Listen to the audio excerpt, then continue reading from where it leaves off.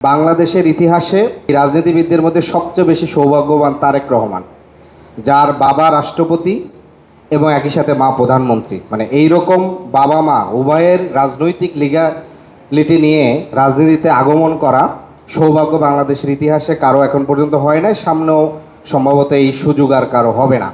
কিন্তু সেই জায়গার থেকে একজন সাবেক প্রধানমন্ত্রী এবং রাষ্ট্রপতির সন্তান হিসাবে 5ই আগস্ট পরবর্তীতে তিনি প্রতারণামূলক এবং একই সাথে কাপুরুষোচিত পদক্ষেপগুলো গ্রহণ করেছেন। 5ই আগস্ট পরবর্তীতে যখন বাংলাদেশ সবচেয়ে বড় আইনি, অর্থনৈতিক এবং নানা ধরনের সংকট ছিল, তখন শিক্ষার্থীদের পক্ষ থেকে একটি জাতীয় সরকারের জন্য তাদের সহ রাজনৈতিক দলগুলোকে আমন্ত্রণ জানানো হয়েছিল। তারা সেই ধূর্ত শিয়ালের মতন যেটি করেছেন যে না, এখানে তোমরা ছাত্ররা বিপ্লব করেছো, অতএব তোমরা এবং একই সাথে বিশেষজ্ঞরা মিলে সরকার পরিচালনা করো। কারণ তারা জানতেন, যেহেতু তাদের পূর্বের রাজনৈতিক অভিজ্ঞতা আছে, যে এই সংকটে এই সিভিল সোসাইটি এবং শুধুমাত্র ছাত্র প্রতিনিধিরা সরকার পরিচালনা করলে সামনে তারা গর্তে পড়লে তখন তারা পিছন থেকে এসে এই যে দায় দায়িত্ব এবং ক্ষতিপূরণ সেটা তাদের উপরে বর্তাবে না। ফলে বিএনপি ধূর্ত শিয়ালের মতন জাতির ক্রান্তিকালে কাপুরুষোচিত আচরণ করে সংকটে দায়িত্ব না নিয়ে বরঞ্চ একটা সংকটের ভিতর ঠেলে দিয়ে পরবর্তীতে সে এখন সেখানে বড় ভাই সাজছে।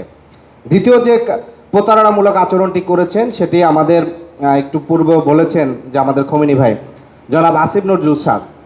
আমি 6ই আগস্ট আমাদের ছাত্র প্রতিনিধিদের পক্ষ থেকে আমরা জনাব আসিফ নজরুল স্যারের সাথে দেখা করেছিলাম ঢাকা বিশ্ববিদ্যালয়ের ফুলার রোডে তার বাসায় 6ই আগস্ট ভোর 9টা 25 সেখানে শিক্ষার্থীদের পক্ষ থেকে সুস্পষ্টভাবে 3 থেকে 4টি দাবি তাদেরকে বলানো হয়েছিল, যে রাষ্ট্রপতির অপসারণ, একই সাথে সংসদ ভেঙে দেওয়া এবং আর্মির যেসব অফিসাররা সরাসরি গুম খুন হত্যাকাণ্ডের সাথে জড়িত ছিল তাদেরকে ইমিডিয়েটলি স্যাক করা সহ এবং রাজবন্দীদেরকে মুক্তি দেওয়ার 4টা দাবি জানানো হয়েছিল।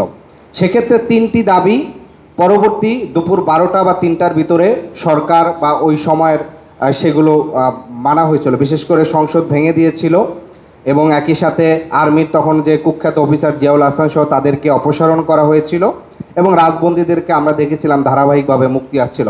কিন্তু রাষ্ট্রপতির অপসারণ বিষয়ে যখন বলা হয়েছিল, তিনি বলেছিলেন যে ডক্টর ইউনূস যেই সরকারের প্রধান দায়িত্ব নেবেন, সরকার গঠনের পর 1 সপ্তাহের মধ্যে ডক্টর ইউনূসের আন্তর্জাতিক ব্যক্তিত্বের সামনে তিনি অনুরোধ করলে রাষ্ট্রপতি সরে যাবেন, এটা নিয়ে তোমরা জটিলতা করো না এবং এটা আমরা অতি দ্রুত এটা সমাধান করে পাবো। তাহলে এই যে আমাদেরকে মানে একজন শিক্ষক হিসাবে শুধু তিনি না, রাজনৈতিক দলগুলোর কাছেও কিন্তু এই ধরনের একই সাথে আর্মির প্রধান এবং অন্যান্যরা, শুধু ছাত্র প্রতিনিধি না, অন্যান্য রাজনৈতিক দলের প্রধানগুলোর সাথে একই সাথে সিমালটেনিয়াসলি এই আলোচনাটা চালাইছেন যে রাষ্ট্রপতিকে রাখবো নাকি বাদ দিব। ফলে রাজনৈতিক দলগুলো কিন্তু সেখানে তাদের ধারণাটা স্পষ্ট করে না, তারা রাষ্ট্রপতিকে রেখেই, এই ছাত্র নেতৃত্বরা প্রথমে কিন্তু শুধু রাষ্ট্রপতিকে রেখেই দায়িত্ব নিতে চান নাই, তারা কিন্তু প্রথমে দাবিটা করেছিলেন। ফলশ্রুতিতে পরবর্তীতে যখন আমাদেরকে বলা হয় যে এই রাষ্ট্রপতিরা হাতে আপনারা শপথ নিচ্ছেন, এখন রাষ্ট্রপতি খারাপ, কিন্তু এই খারাপটা তো ছাত্ররা চায় নাই, বরং যারা আমাদেরকে দীর্ঘ 40 বছরের রাজনীতির গল্প শোনাতে চায় তারা এই ধূর্ত শিয়ালের মতন আচরণ, প্রতারণামূলক আচরণ করেছে। এখন যে সংকটটা আছে, যে দেখেন ঠিক 30শে জানুয়ারি তারেক রহমান তিনি জাতির সামনে স্পষ্ট কথা দিয়েছেন যে আপনারা জুলাই সনদে হ্যাঁ দিবেন, ধানের শীষে ভোট দিবেন।